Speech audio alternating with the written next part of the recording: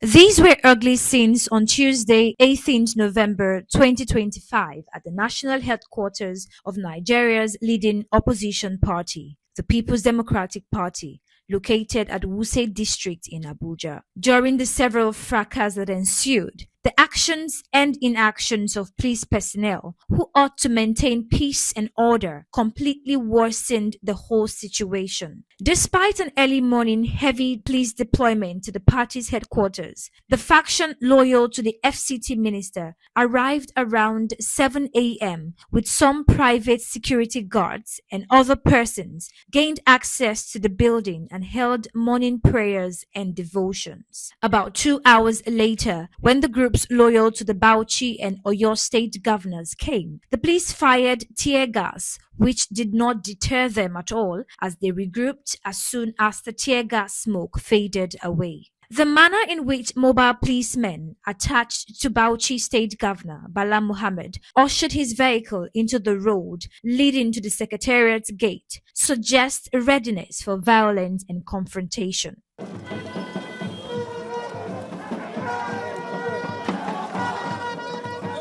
Expectedly, as he got to the gate, his police team engaged their fellow police colleagues and other private security guards in what some described as "push me, I push you" show of shame before they could break through the barrier, force the gate open, and let their principal in.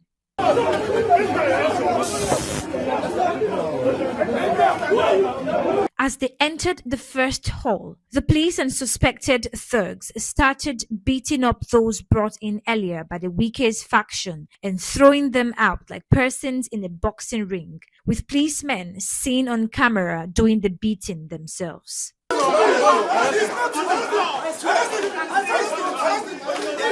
Apparently informed of the development, the FCT minister, Nyesom Wike, guided by his own team of policemen and other security personnel, headed for the same venue and theater of violence. Upon arrival, the area was tensed and crowded. Instead of the police to appeal to him to go back, those drafted to maintain peace and order started firing multiple tear gas canisters to make way for him to enter the building, which is already a crime scene should it had been an issue of the common man. This pro-Wike supporter, dressed in white native cloth attire, who had earlier had serious altercation with the policemen at the gate, was allowed to stand in and ushered the minister's FCT 01 SUV into the building. As the minister's vehicle passes through the gate, the police fired another round of tear gas, apparently to usher his car in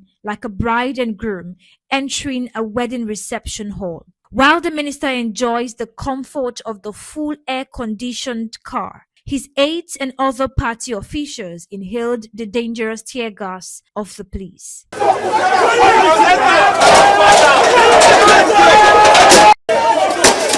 After a series of violent acts in which policemen were active participants, a senior police official came and spoke senses into the two governors. You access to move or obey the law. Yes, and if you move everybody, will you tell me to? So I'm just telling you.